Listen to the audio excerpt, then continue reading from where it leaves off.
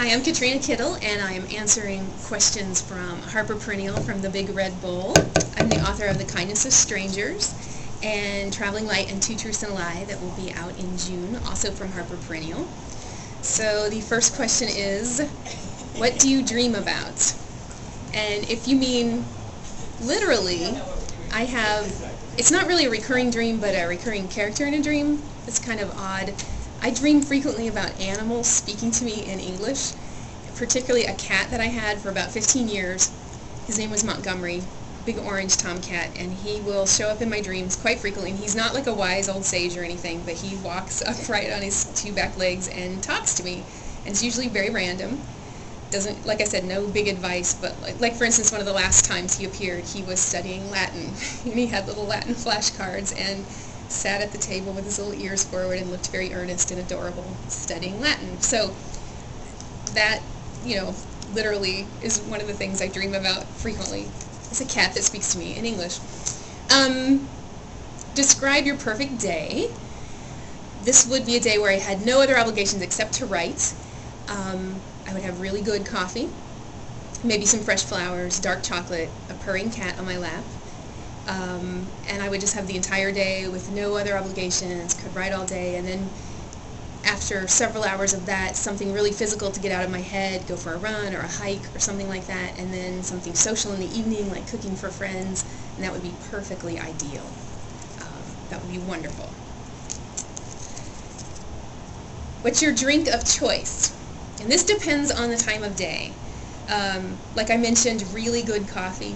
I'm kind of a junkie, but kind of a coffee snob too. It has to be really good, dark coffee. And then later, I'm a vodka girl, so, Cosmos, vodka martini, something like that would be my drink of choice. What's my best habit and my worst habit? I think my best habit that helps me as a writer is probably observing people, and it drives some friends crazy and family members crazy, but I have a little bit of a photographic memory when it comes to conversations. So in arguments, this is kind of a frustrating thing for them because I can always say, you said. But I love to just sit and watch people, and it's a habit that really, really serves the writing. My worst habit of many, I don't know how to say no. And particularly freelancing and doing writing work, I always take on way too much work. I don't know how to say no to people, so I get myself stretched too thin, and then I can't write, and then I get really cranky and grumpy and make my friends and family frustrated with me. But there's many worst habits, but that's probably the worst one that comes to mind. And the last question, who was your first crush? And I can remember this very clearly. Someone I'm still very good friends with was an Indian boy in my class. I met him in 4th grade. Rajiv Venkaya. He'll be mortified to know this is out on the internet.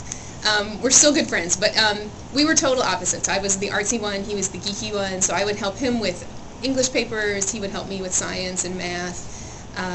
We were in French club together, we ran cross country together, and we never ever dated, but I had the hugest crush on him, which I recently revealed to him.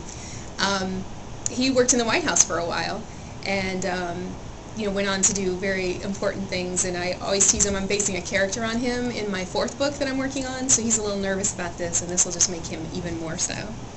And that was the last one.